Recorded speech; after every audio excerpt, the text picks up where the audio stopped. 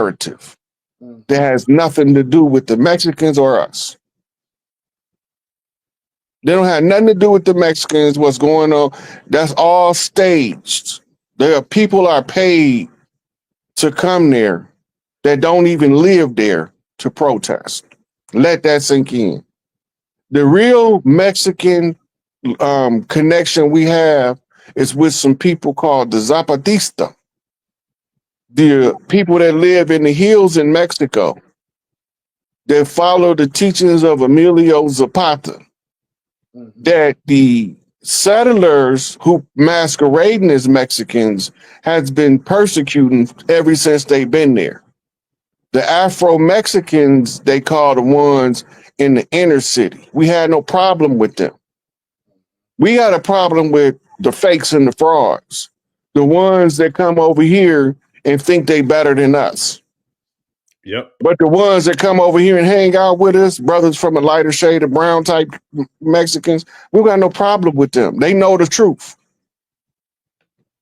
Kareem Oahu be on here dropping more historical information on YouTube than half the brothers out here that don't know who they are, that think they know.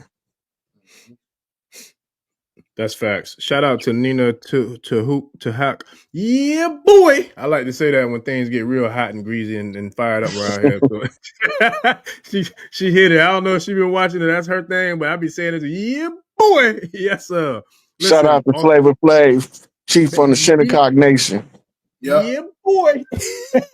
Listen, on a lighter note too. That's real though, because I remember I went to Mexico years ago, and this was back when they had like the little restrictions on the cruise where if you go out, you enter at your own risk. Man, me and my pops was out there riding damn scooters all throughout the damn island. We was getting nothing but love from the Mexicans, bro. I'm talking about, and I saw them riding in pickup trucks with choppers and riding on bikes with all black with choppers on their back. And so we got to be more scholastic and more what they call politically correct. I don't believe in being politically correct, but it's certain stuff that they giving us a hard time if we say so.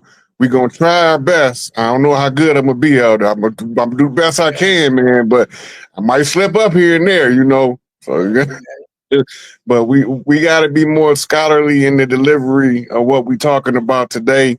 So it might not be as galvanizing as it would be with the seasoning of the special words that we like to use. Yeah. So we had to get that disclaimer out the way. Yeah. All right. So Rod, now this is an interesting thing. So I've been spending Dr. Malachi York is still in jail, and we waiting on Larry to get released. And so I've been working on some on his case. And so I'm gonna drop it on his birthday on Thursday. And man, it's interesting. AI is interesting. So I went to the NEGPIFOR.com. If you wanted to find out about Dr. Malachi's York case, you can go to NEGPIFOR.com. They did something to the free Dr. Malachi's York.com website, but what I'm trying to say, I copied the whole NEGPIFOR.com, the whole website, and then I gave it to AI, and I said, "Tell me how to get Malachi out of jail," right? And the AI gave 3 scenarios. And I'm gonna be dropping it's more pieces to the tape, but this is the main part about the tape. And AI it gave 3 options, but the main option that it focused on was Judge Ashley A. Royals.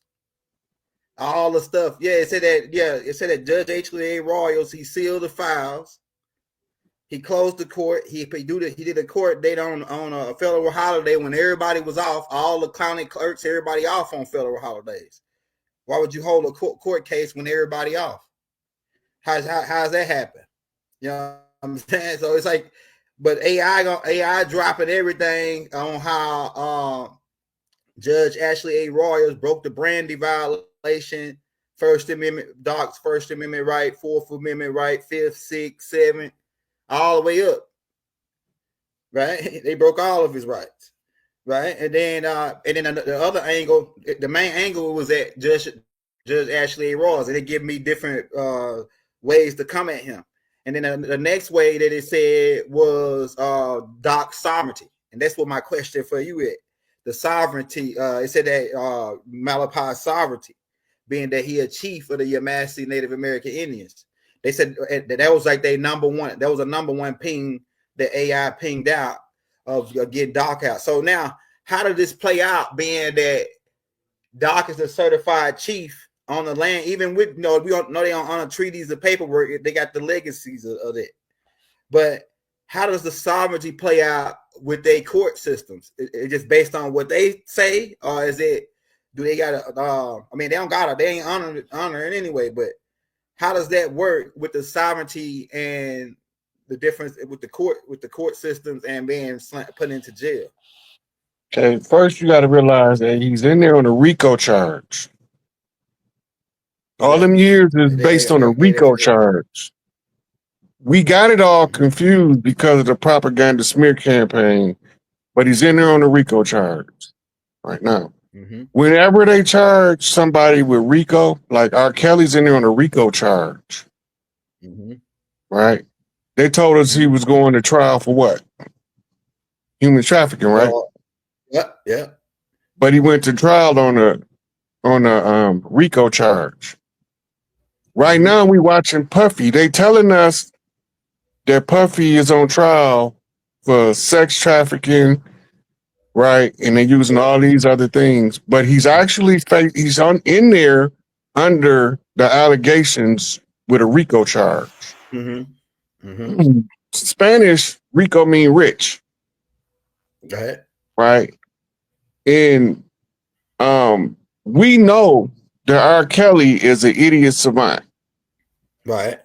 He's socially, he can't distinguish groups of people, so he was supposed to have been protected, right? Because he's a musical genius. That's right. But he's a social idiot. Go ahead. Right? He has the intelligence socially of a second grader and the educational capabilities to match. Wow. This is all public record. This is not nothing I'm making up. Yeah, I heard all this. He used to be in the subway. That's how he got playing the piano. Right. He borderline retarded, basically.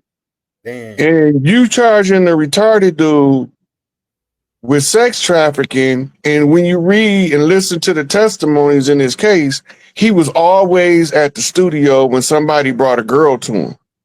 Yeah. Right? Yeah. They try to make him out to be a predator. I don't know whether he is or not. I ain't never met R. Kelly a day in my life. I'm just following what the actual situation is versus the alleged situation. Right. They use the sex cases in order to villainize them so bad, because don't nobody want to be associated with molesters and rapers. That's right. You can't even go to prison associated with molesters and rapers and expect to not be harassed. That's right. Right. So where is you gonna go? So that's the first thing we got to understand, how the propaganda machine works. That's right.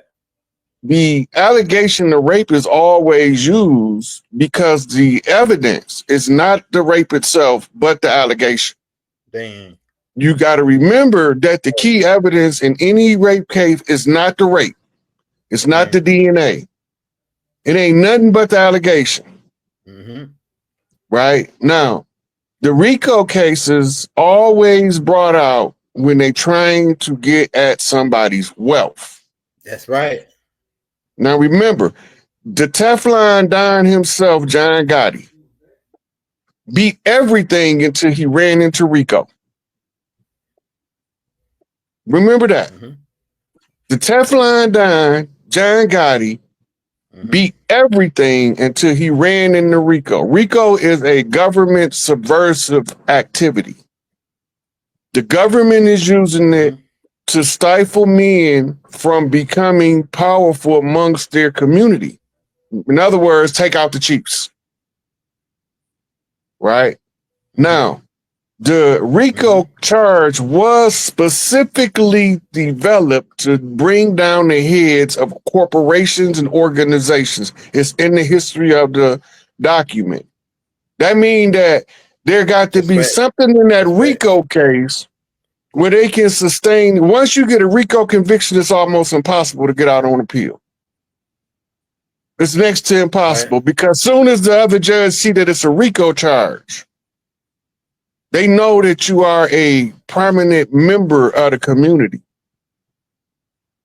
Whether you Trump at Trump Plaza or whether you Gotti in the underbellies of the 5 boroughs, it don't matter. If you are influenced, you are subject to RICO if the government want to get rid of you. Now, we know it to be designed to get rid of heads of organizations, right? But the most powerful organization that could ever manifest on the land is an organic tribe. Go ahead. We already know that they got a war declared against us from counterintelligence programs, how they infiltrated, how they hit the Panthers. And we already know they have a war program because the cocaine came in under Rex 84. Or it wouldn't have came up in the Iran-Contra scandal and we still wouldn't know about it. We would still be called it the Lord Alfred plan or the King Alfred plan. But to find out that it was actually readiness exercise, 1984, right, ties us back into the COINTELPRO under a different name, right? Because the description is different, but the purpose is the same, right? So when you are sovereign and they want to wage war against you, but they don't want your tribe to get involved, right? That's when they put your name on what's called the war rant. We say warrant, but it's the continuation of the original declaration of war waged with the arrival of Columbus in 1492, right? This is why we mentioned jurisdictional supremacy, and we did that episode on understanding jurisdiction. We got territorial rights, and territorial rights is currently being enforced. It's just not instant. It's just not instant. The Air Force and the Navy, that's our admiralty jurisdiction, right? We supposed to be governing with the great law is supposed to govern land, air, and water, right? The land, which is the law of the land, which is the sacred great law. And the first principle of that law is love, which comes from the teachings of the mother. So it takes us back to the matriarchy, right? So under the law of the land, military enforcement domestically is done under National Guard control. You got Joint Chiefs of Staff. They got all of the branches of military, right? And when you do a domestic, right, a domestic action from the military of the United States, like toppling domestic enemies, because they oath of office to protect the Constitution says to protect against all enemies, foreign and domestic, right?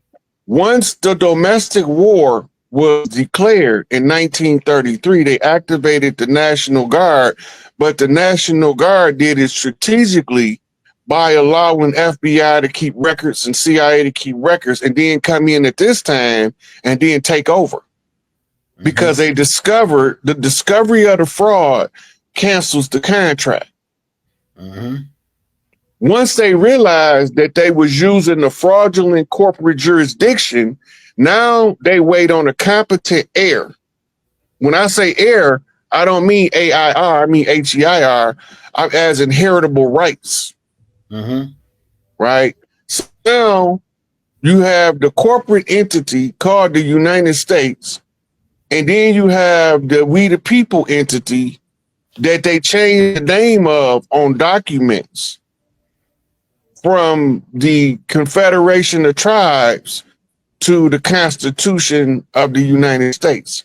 And to defend that document, also have to defend anything that is grandfathered in.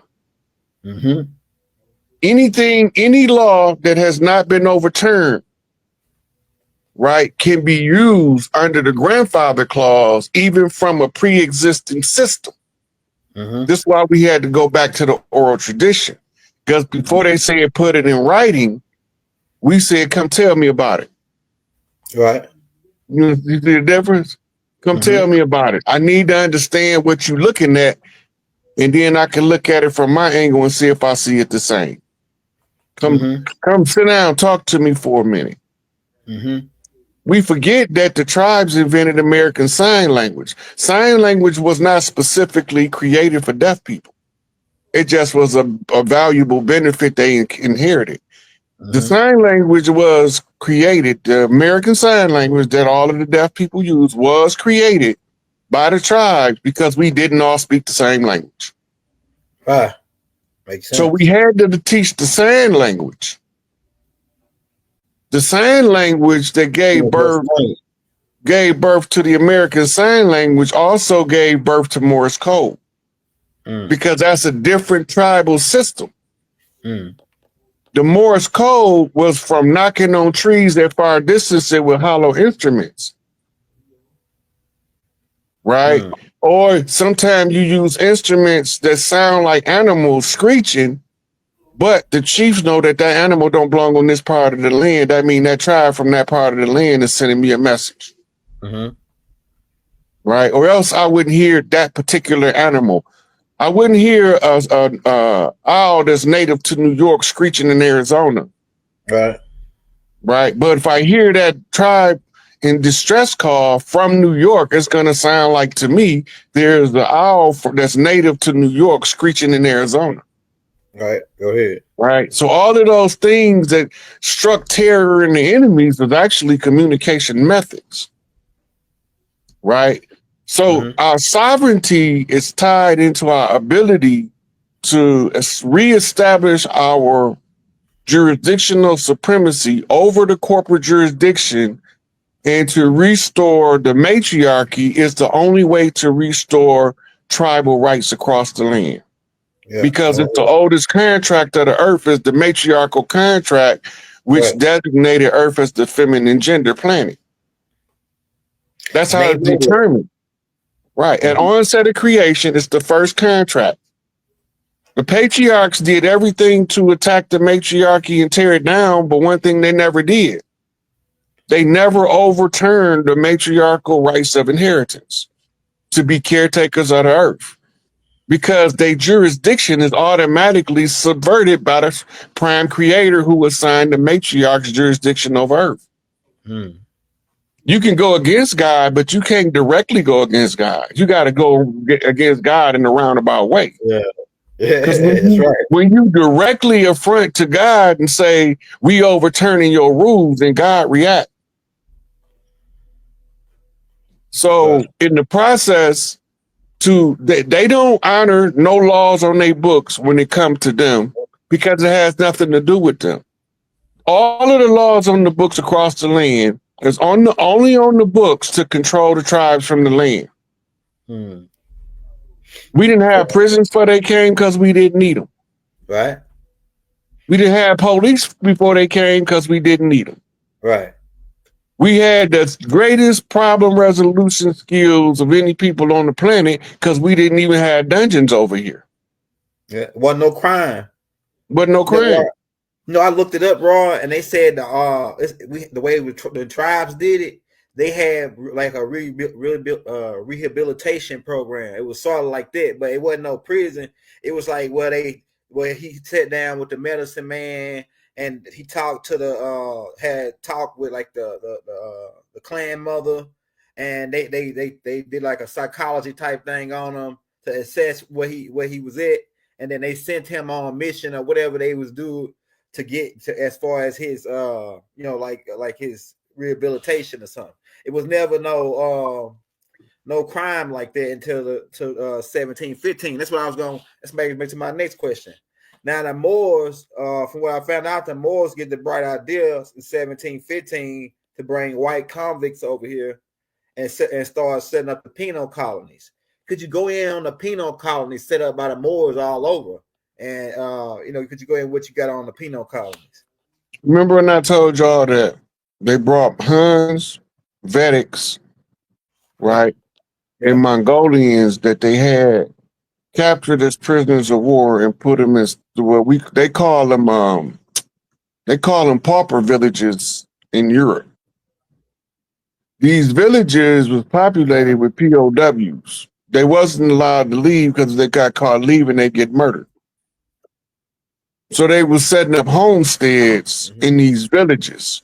These the villages we see the tax collector going to in Robin Hood, right? And so when they brought them over here, they didn't first bring pale faces first. First, they brought those people. That was around the 1619 incursion. The Moors brought their slaves with them when they came. They wasn't called Moors yet, by the way. In the 1500s, they wasn't called Moors yet, right? It hadn't caught on as a global description for brown-skinned, woolly-haired people.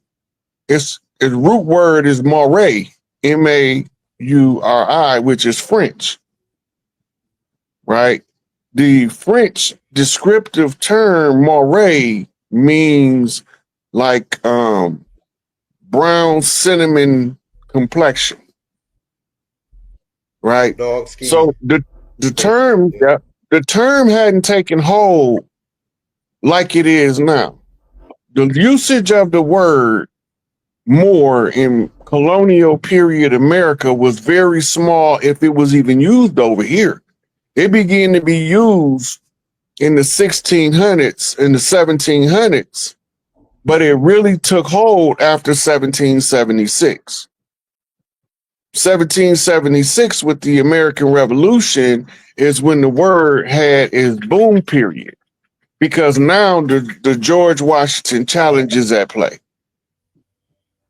And this is why it became prominent to classify the two different groups that's trying to educate themselves above the condition. Inlil children and Tahuti children. This is the land of Tahuti. The land of Enlil is not on earth because he don't belong here. That's why he had to promise his children a piece of land when he created them, right? Because they all come from him, but they don't got no homeland. But everybody that's native to the planet got a homeland that they belong to, like the old Mississippian tribes all belong over here, right? We know that the Sudanese people, the Hadendawa, the Dinka, we know they belong in the Sudanese region. We know that the Zulu and a couple of other of the tribes, them short Bantu tribes, Twa, belong in South Africa because they've been there the whole time since the mining period of Manadapa. Yep, the Sands man too. Everybody is native except one group of people. And these is the people that's running around trying to convince us that they got a promised land for them, but he got them traveling all over the world looking for it. That doesn't make sense.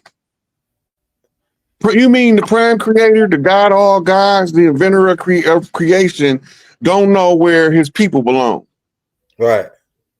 Right. Why do you have to fight a war to inherit what your God said he was going to give you unless he was a God of war? Right. In that case, he ain't the creator. He's a warlord. And if he a warlord, he came to the right places because the Lord of War going to be over here when he run into him. Go ahead. Right. So the puzzle unravels when we start seeing how we all fit in under the terms, the references, the identification of people. Anybody tell you God picked somebody as a superior group of people is your sworn blood enemy.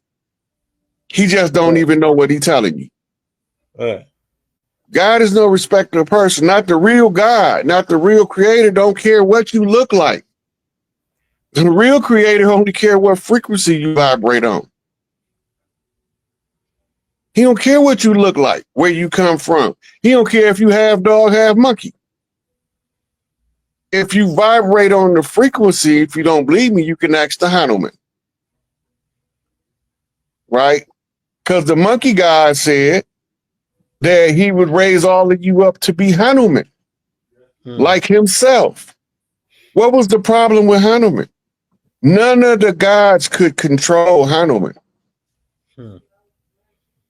They always kissing his behind, but none of the gods could control Hanuman.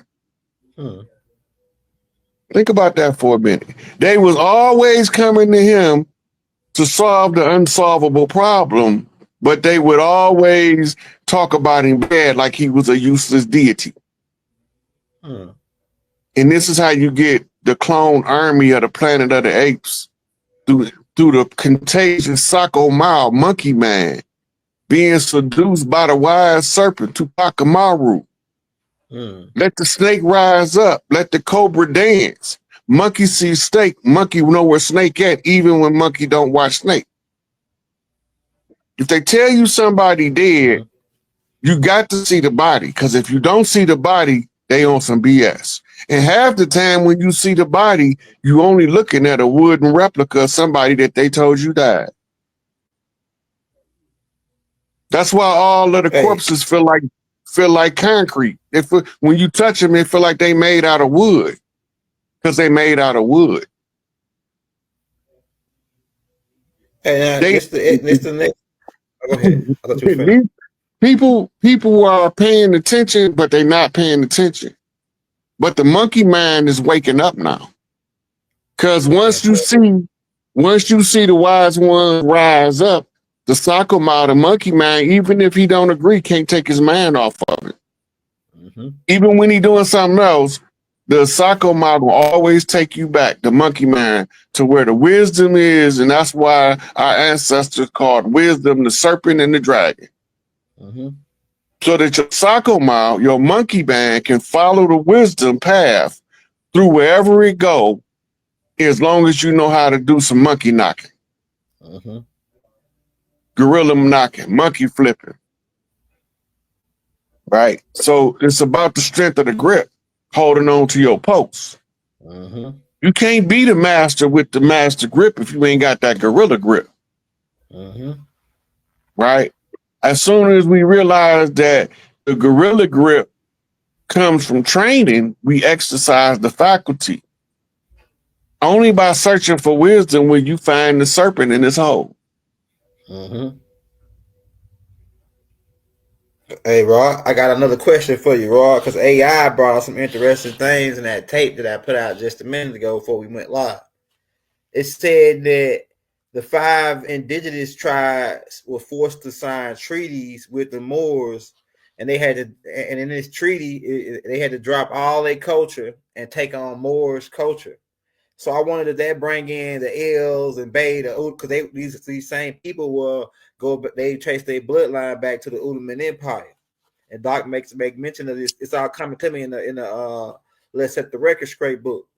So when these 5 indigenous tribes had to sign deals with the European Moors, and they had to drop all their traditions, and they was forced to take on their religion, pretty much their whole culture, change their whole culture to Moors culture. What's significant about this? They didn't change. They changed it to Ottoman culture, not Moorish culture. You got to remember, conquistadors in Spain was the Moors. Huguenots in France was the Moors. And the only reason why the Turks or the Ottomans are Turks, they got caught into the war because they got conquered by the Byzantine kings in the Moorish Turkish Empire. Was the Moors that conquered Turkey. And when you growing up in elementary school, when we were, they always made mention of the change of Istanbul, that was Ottoman rule, Turk rule, to Constantinople after Constantine, which was Roman rule, which was Moorish rule. because they was the Romans, Tuscans. Ottoman Empire, all on the same people. They all the same guys. At different times, right? But you got to know when they come in, so you'll know what they doing. Now, remember, in the George Washington Challenge, the goal was to spin us around and confuse us about what part of the earth we came from, what part of the ocean. That's right. Are we from Europe, the Iberian Peninsula, or are we from Turtle Island? That was the challenge. We remember when we come out of the slumber from the blood magic. Right. Right. So if that was the goal, they had to give us a culture that wasn't ours. Yeah. Right. This is why they got a lot of the Mongolians is over here practicing Mongolian rites under the pretense of being Native American. Right. Right. And we know the difference in the Mongolian rites because they still practice them in Mongolia. Right. Right. But they don't practice the rights of the old Mississippians because they don't know how to put the message on the drum. That's right. Damn. So right. They don't know how to weave it in on the Delta Blue. Right. The Delta Blue is a frequency. It's a harmonic frequency of the throat chakra. Right. In order for people to be able to know who they are, we could tell our people by the sound of their voice. And what it tell you, my people will know me by what? By the sound of my voice. It ain't that our voice is so powerful. Right. It's just that through years, we always sound the same in every lifetime. So when they hear us speak lifetimes later, you know what I'm saying? They begin to gravitate toward that voice. And they can tell if you've been corrupted by modern times because your voice will crack. But you won't hear it. They will. Right? They'll tell you, I love to listen to that preacher speak, but it's somebody ain't right. That imam out cold, but somebody ain't right. Right? That brother know he can hold us down in this political storm, but something ain't right about him. I don't know what it is, but that ain't who he's supposed to be. He's out of character. He's not himself. Right. He's been ego seduced. He's been seduced by the ego. Unless he got seduced by an eagle. See, They play the word game. They call it semantics, word games. Right? But if you bring up etymology, those who practice semantics will get mad at you. Go ahead. All right. So we have to know how to recognize us when we come. And all of this stuff comes in on the frequency of the music and the dance. So our culture is going to outshine any culture on the land. That's right. And then we'll be able to trace us back home. Not off of no book. Only off reading the culture. But before you can learn to read the culture, some of us got to learn to read the book. We got to know the story they told, so when we reverse engineer the culture, we can see where the lies at, and then we can point them out. Man, this is what we've been doing. Yeah. You know, so in the George Washington Challenge, the goal was to give us the Ottoman influence. This is where you get your terms Bays, Days, and L's and Ali's from. Even though Ali is Arabic, and L is a Paleo Hebrew, L is still tied back into the Turkish Empire through linguistics. Right. So the Turks speak a different form of Arabic, which takes them back to the languages that they learned from the ones who migrated through and became the Byzantine kings, to show you the influence in the travel of the culture of the Moors. Right? We can follow the culture development of people across the Sahara Desert. And we can see that around 711, the exile taking place. And then we'll see a circling of those people on the Iberian Peninsula in groups. Then around the time of the 1300s, war break out and called the Great Inquisition, that they make it a parody in this movie. The movie is called History of the World with Mel Brooks, right? And in there, they're giving you a parody of the Inquisition. Well, you got to remember, this was all over Europe because half of the European countries weren't established until this time frame. They was regions, major regions, like you didn't have Russia yet. Russia was the Khazarian region that covered into what today is Ukraine. All of those other regions were merged together to form Russia, right? The Soviet Union. But before Russia, it was called Prussia. The Prussian Empire is what was ruled by czars. You got to realize that czar is a European title of nobility, right? So they don't want us to use titles of nobility, but we identify our nobles by naming them certain names. That's why, you know, everybody name Sonny Boy, Sonny, Son, right? All those names is another way of saying chief in different languages from the different peoples. So we all had different tongues, so sign language. So we don't have to name a title of nobility to recognize the character of the people on the land. All we got to do is know how the names tie in to the people of the land, right? So once you understand how it works, it's just like reading a comic book. You can see it all lay out in front of you. So they want to confuse us about what side of the ocean we came from. They give us this foreign culture because they're not going to let us use our culture, right? But some of us didn't have anything to do with it,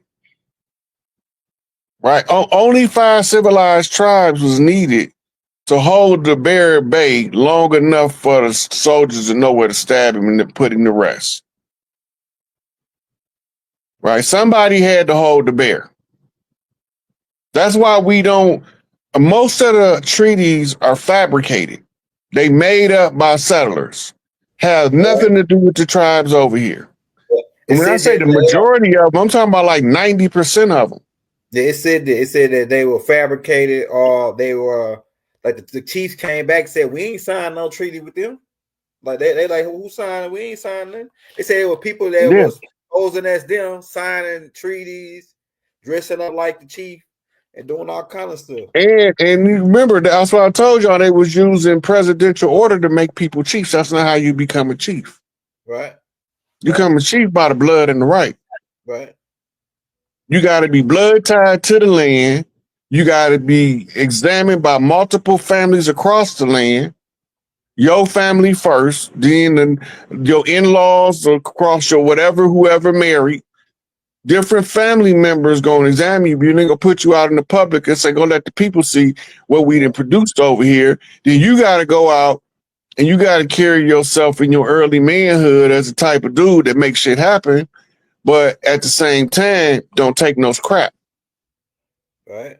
Right. You got to have a certain disposition and character. And then the elder chiefs get wind of you when you touch down on the land. They watch over you. He either gonna sink or he gonna swim.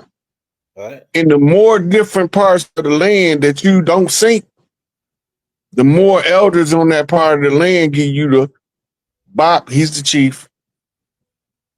Which in biblical terms, they're not finding the chief, they find the family redeemer. Why do you need a family redeemer? The family redeemer job is to find all of the rightful heirs, as many as they can, up to 50. When he finds a sufficient number of rightful heirs, up to 50, and he can clearly identify who they is now and who they were back then. And this is why I got to tell them about ODB being Chief Crazy Horse. Right. Go ahead. right? About Busy Bone being long face chief out of the Ottawa territory, right? Tupac being Tupac Amaru, but he's still Tupac Amaru. He ain't never changed. He the same big loudmouth that he used to be. Only now he got control. He know when to shut up and fall back. Teamwork make the dream work. If we ain't all working together, we working against each other. Right. Everybody can't do the same job, but everybody got to have a job to do. Right? You a dog man, you got to know where your dog at in the fight, because if you grab that other man's dog, ain't no guarantee he ain't going to bite you. Right. Right? But when you grab your own dog, you almost highly unlikely that you're going to get bit. Right. Right? So once you know where the fight is, economically, you know it's banking. Right. Money. Education, right? You know it got to do with the school system. Entertainment, you know it got Hollywood involved. And if Hollywood involved, you know it ties right back to New York. Yeah. And you know if New York involved, it got political influences in it. So that ties right back to DC. Go ahead. Right? So it's political, right? You got education, economics, entertainment. Then you got the workforce. Now we talking workers unions, workers guilds, skilled trades, masters at a craft, master craftsmen, master masons, master builders. Right. Right? The illusion got to reveal itself. And the illusion being is that the master builder is the man, and all the time the man is a secondary builder, because the master builder is the mother who molded him in the womb. Right. And let the fruit speak for itself. There was no man able to build anything before he was made in the mother's womb. Right? So now we got economics, education, entertainment, labor. Then we go into law, which is legalese, which is the language of the settler to keep control of the settled so that they don't never rise up and amongst over the colonizer. They got an inclusion doctrine that's an exclusive doctrine. Go ahead. The exclusive doctrine is to give you exclusion doctrine. What is it? It's a system of warfare. It's called playing the odds, right? Play both sides from the middle, right? So you got to play inclusion, exclusion at the same time, right? Because you want to mix them together, but you don't want them to know you want them to mix them together, but you give them the doctrine and turn them loose, and then you tell them don't touch each other. He a no good N-word. She a colonizing pale face, whatever the case may be. So now you got the dynamics at play to create chaos, right? So then you go from law to politics, which ties back to the entertainment, which ties back to the Hollywood, which was the wand. And the wand was broke over Queen Elizabeth's coffin because the spell was broke. And Baba said we breaking the spell. So only way to break the spell is expose the mechanics of the spell to the public, and the underbelly of it gonna make it not work. Because now they know the trick about pulling the rabbit out the hat. It's not even a fun trick to watch no more.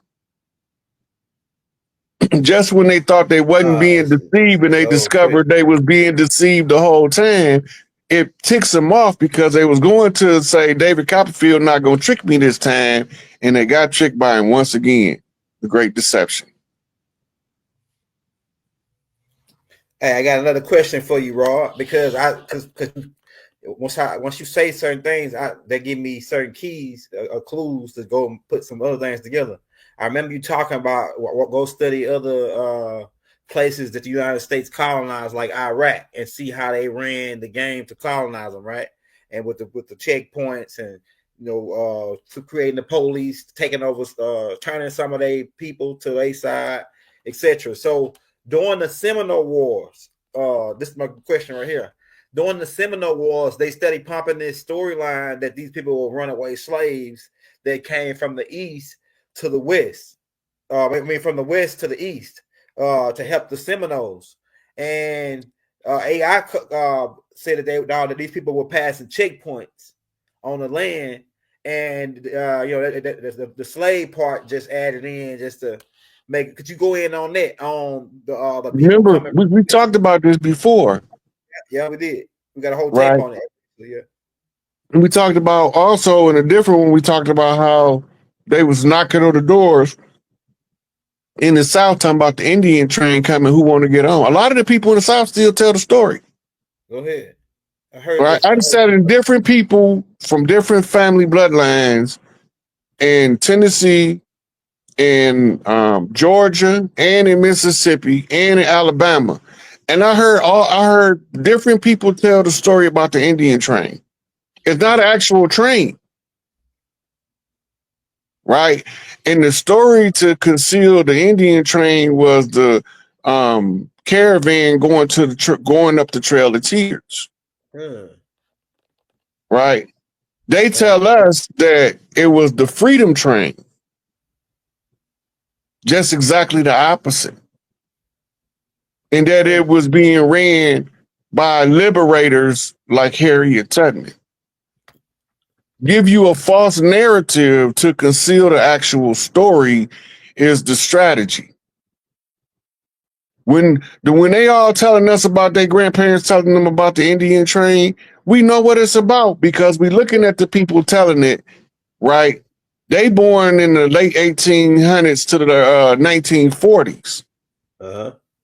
So the grandparents that's telling them had to be in the first part of the 1800s. Go ahead. And they say they knock on the door talking about, do y'all want to get on the Indian train? And our family didn't never believe in the government. So we wasn't finna participate in nothing they was doing.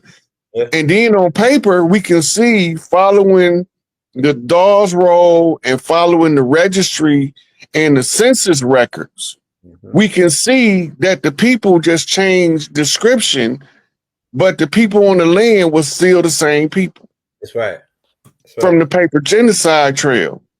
Right. Even erasing us on paper left us a paper trail to trace us back to who we are. Right?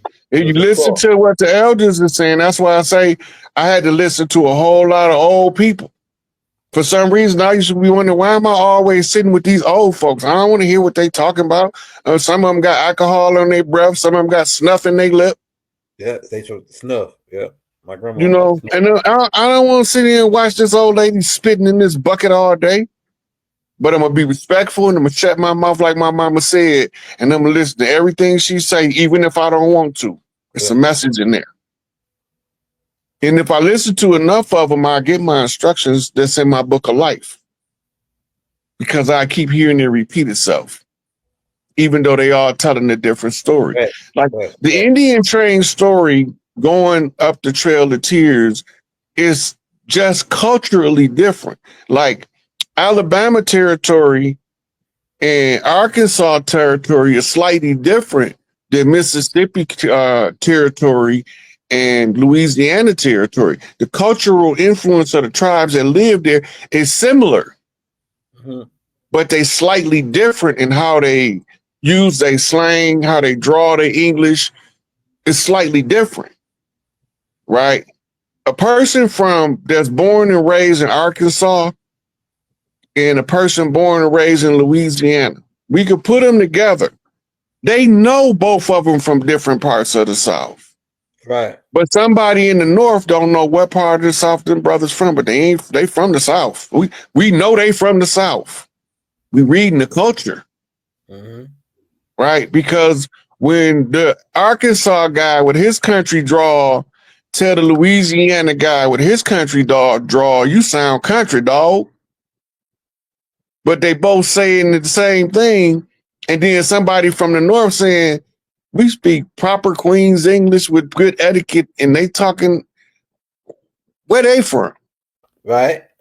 And then you can isolate. You can get an echo range from New Orleans.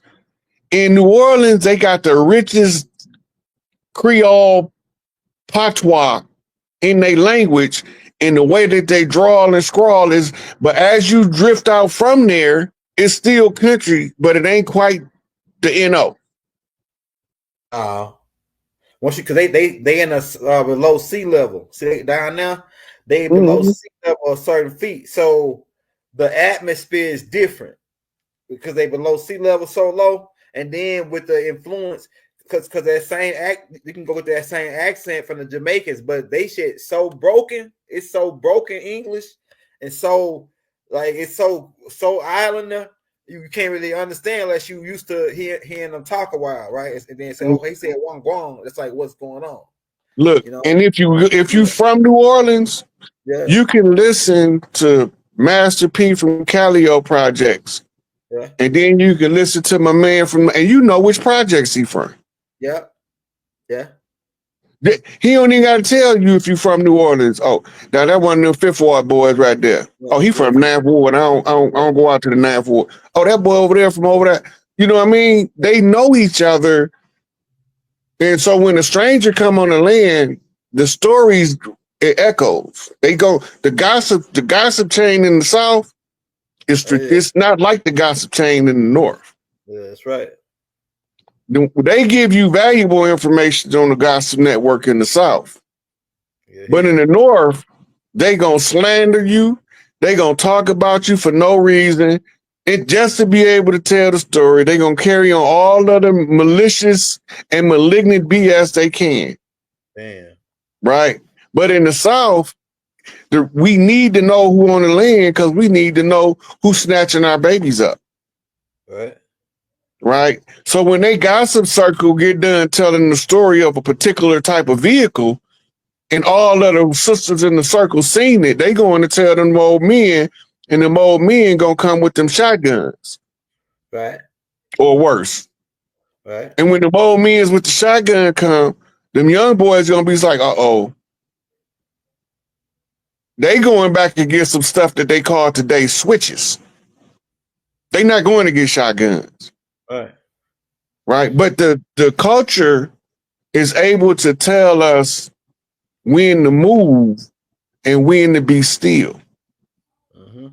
Just like if you read energy, you know, sometimes you're supposed to shut up, stop talking, because you done got your point across clearly.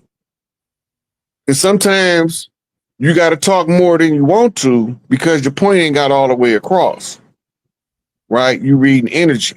It's the same way with reading the culture. Listen to your entertainers tell you where they from and what their bloodline is, and then you'll know why certain ones of them is always kept on the fringes of success, just about there. They might make a pound of money, but they're not gonna never get the spotlight to the same degree as somebody else because they was one of us. Most of us don't know Little Richard was Chief Screaming Hawk. Most of us don't know that Smokey Roberts is Hayoka High Priest.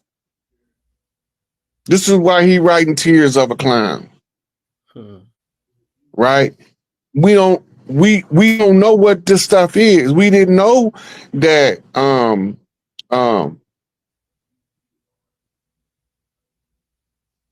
Cicely Tyson was an Iroquois high priestess. Right? But they all left messages for the chiefs to be able to pick it out.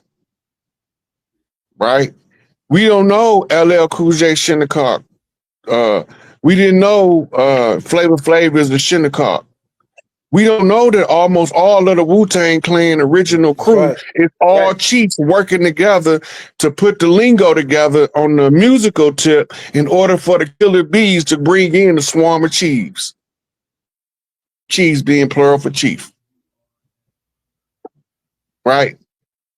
It's all being played out because this is the fabric of how reality works. KR said one. He is Shinnecock. George Clint. Yeah. My bad. I would say George Clint. He one of the people. He is He don't even want, if he don't even want to talk about no Africa stuff, he's straight. Hey, that's what I was gonna ask you, Rob. Go ahead. But all of those ones, James Brown. One of his goodness. James Brown was a chief. Yeah. Right. Yeah.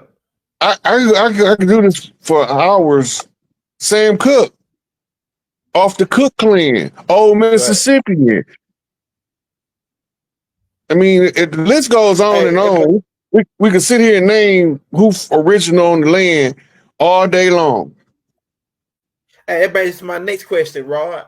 So do you think, because I heard a lot of stories about how they got these killer clowns got star readers and map sky readers, and they predict, they watch when certain people are gonna be born. They know who the chiefs are, they know when they're gonna return, and they time their death. I mean, with time their birth, and then they watch them and then try to buy them out, turn them. And that's how most of these guys get in the rap game and other industries, is because they got watched and they really targeted them strategically. Because I heard a storyline where they said that in the end they're gonna say we didn't do it to them, they did it to themselves.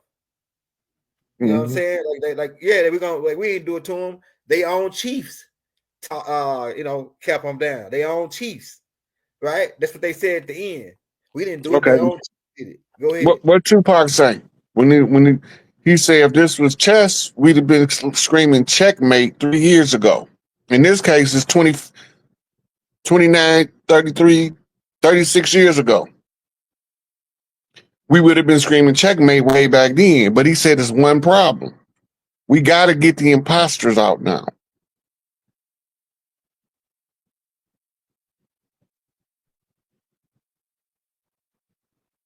Checkmate them suckers and execute them. Put it up. No. Because we don't know that we ain't fighting pale faces yet. We still thinking that the power structure is some YT people. Right? They not this power structure. They the crash dummies that's been put out in front of us so we can crash out on the wrong people. Half the people in the history books doing the dirt look like us. But when you see them in history, just like the ones that was inventing everything, they painted like somebody else. So now the ones that was doing the good deeds, inventing stuff, creating stuff, been pale skinned out, and the ones doing the actual dirt, the black hand, then also been painted whitewashed out. So now you don't know when you looking at a picture of Karl Marx that you're looking at a picture of Frederick Douglass. And they're the same, they're two different sides of the water. And so you got to know what the comparative analysis is between the two in order to understand where the fraud is being concealed. Lenin looked just like a young Du Bois. Go look it up. It's going to amaze you. There's a couple more of them, other ones too, but those are the easiest ones where the similarities are so obvious. You can't mistake it. Right? Then we know that the communist doctrine was written by C.L.R. James. Right? He from the Caribbean. He trying to tell them how to structure the tribe. They trying to capitalize off of community living. This is what made communism not work. You can't capitalize. There's no capitalism under community living. Right? That's why they had to get rid of John Africa. He was teaching community living.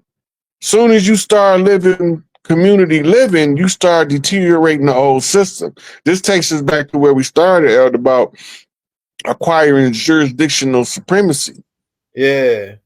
Because you can't have a fiat system and a gold-back system at the same time. One of them got to give way to the other one. They shut our banks down with economic hitmen called outlaw bank robbers. Yeah, Jesse James. But that was done to serve.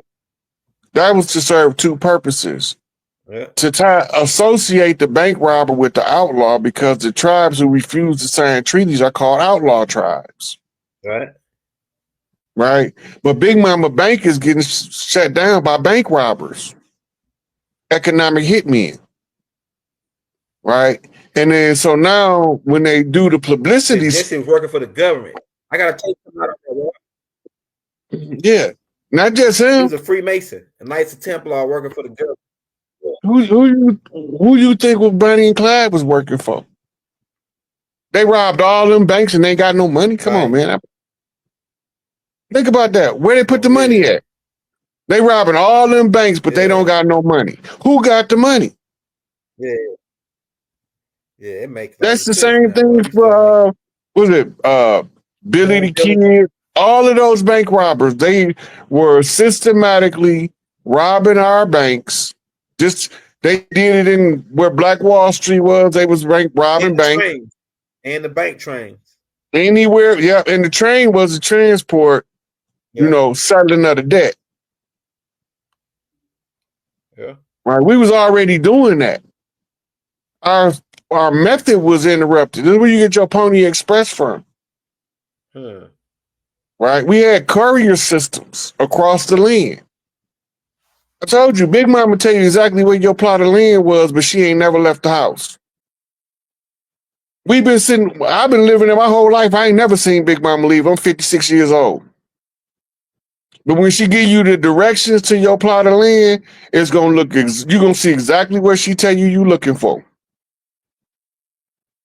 Right? So we got communication networks that predate all of the stuff we see around us today. It's just that most of us are so disconnected from the culture and so saturated with the out of Africa concept that we never look back to the real culture we from. We look to the foreign culture. Right? But when you do a comparative analysis, you find that some of the tribes over there got a similar culture, but it's seasoned a little bit different. Almost like looking at people from New Orleans talk to people from Arkansas. They both from down south, but they seasoned just a little bit different. One of them got that old Creole boil, right? The other one got that Big Papa's old school mix. Whatever they call it. The juke, they put the juke on the joint. But they eat monkeys over there. We eat coons over here. Yeah, all that. Like people in the north be like, ew, he eat coon. Yeah, we roast that coon Man, coon, possum. Right? I don't really like that possum. Well, I don't like the way now one of them look. Look, I open my auntie. Look, my auntie used to be married to a dude named Junebug. Junebug is a scarab beetle in Egypt. Right? It's the same concept. The Junebug job is to look for the chief. Go ahead.